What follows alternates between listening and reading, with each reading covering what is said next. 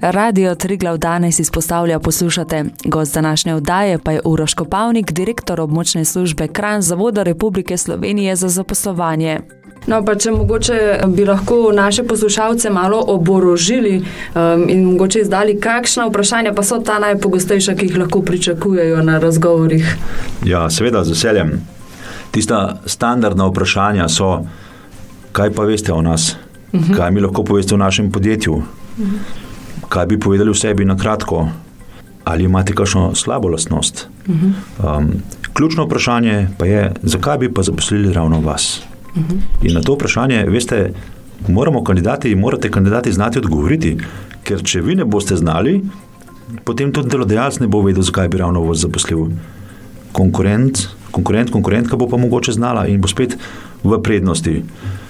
Potem so tudi vprašanja o samem delu, tudi mi lahko vprašamo delodajalca marsikaj, da se razumemo, ker razgovor je dvosmerna cesta, smo prišli tja, da vidimo tudi, a bomo mi všeč delodajalcu in a bo on ok za nas. Zato pravim dvosmerna cesta. Potem vprašanje, ki si ga običajno Slovenci najbolj bojimo, povejte nam kaj o sebi, ker nismo vajeni govoriti o sebi, nam je kar težko. In če bomo o teh vprašanjih razmišljali naprej, potem bo šlo. Če pa ne bomo, pa če se bom delal vse tega, me pa ne bodo vprašali, ja, potem pa ne bo šlo. Tako da to so osnovne stvari.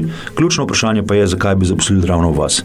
Tudi če nas delodajalec tega ne vpraša neposredno, verjemite, da ima to v glavi in o tem razmišlja. In dajmo mu malo pri tem pomagati, da se bo za nas odločil, je prav. Kako pomembna pa je danes še izobrazba? Ja, izobrazba je pomembna predvsem iz vidika, ali smo neko začeto stvar, nek projekt zapeljali do konca ali ne. Če ga nismo, pa napišem že v prijavo, da sem nekaj študiral, pa da nisem dokončal, s tem sporočam nekaj delno negativnega.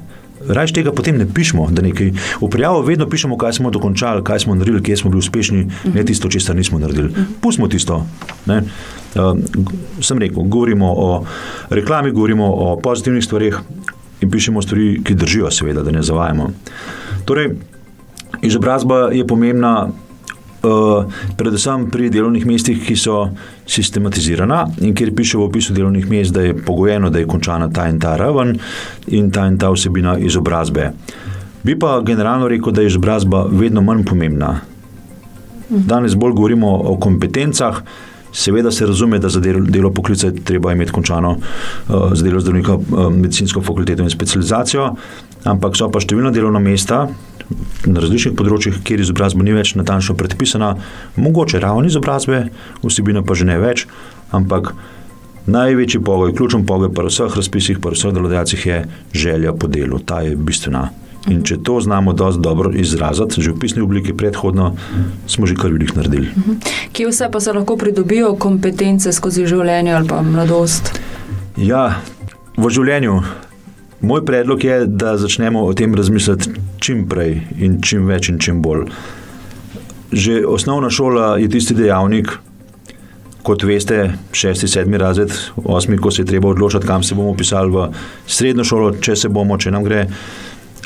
In je fino, da začnemo razmišljati, kaj nam je všeč, kaj nas veseli in to potem začnemo povezovati s prostim časom. Eno od bolj pomembnih vprašanj tudi na razgovoru je, kaj počnete v prostem času. Ker, a veste, tisto, kar mi počnemo v prostem času, tam imamo mi iskrce, tam je naše srce, tam smo mi s čustvi.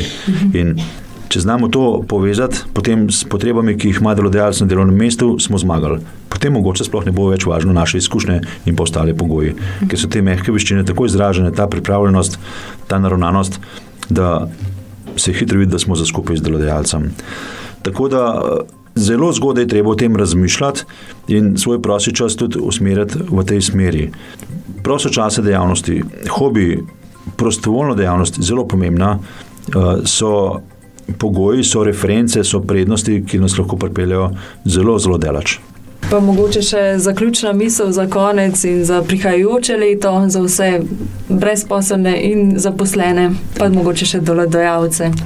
Ja, moja zaključna misel bi bila, da dajmo se zavedati možnosti in priložnosti, ki jih imamo, izhajamo iz sebe, največ je odvisno od nas samih, to velja za vse prej iz vaše strani navedene, In če se zavedamo, da imamo Plato in škarje v svojih rokah, ob brezposelnosti, ki je zelo nizka, tudi mislim, da se prav zelo veliko ne bo povečala, mogoče malo ja, ampak radikalno pa ne, sploh ne na Gorenjskem, potem lahko skupaj v leto 2024 zremo z nekim zmernim optimizmom in želim si predvsem za tiste, ki so brezposelni oziroma zaposleni in iščejo novo priložnost, da se zavedajo svoje vrednosti, da znajo ustrezno predstaviti, skomunicirati svoje prednosti in da grejo naprej v nove zmage. Zato, ker je to zelo mogoče in zato, ker se da in je prav, da se trenutni trend, ki je pozitiven, tudi izkoristi pravzaprav v veselje vsakega zaposlenega in tudi v dobrobit dobrega delodajalca. Vse dobro v 2024 vam želim v imenu Zavoda Republike Slovenije za zaposlovanje. Poslušali ste oddajo Radio Triglav danes izpostavlja. Gost današnje oddaje je bil Uroš Kopavnik, direktor območne službe Kranj Zavoda Republike Slovenije za zaposlovanje. Z njim sem se pogovarjala Danaja Mertelj in vam želim lep dan še naprej. Poslušali ste oddajo Radio Triglav danes izpostavlja.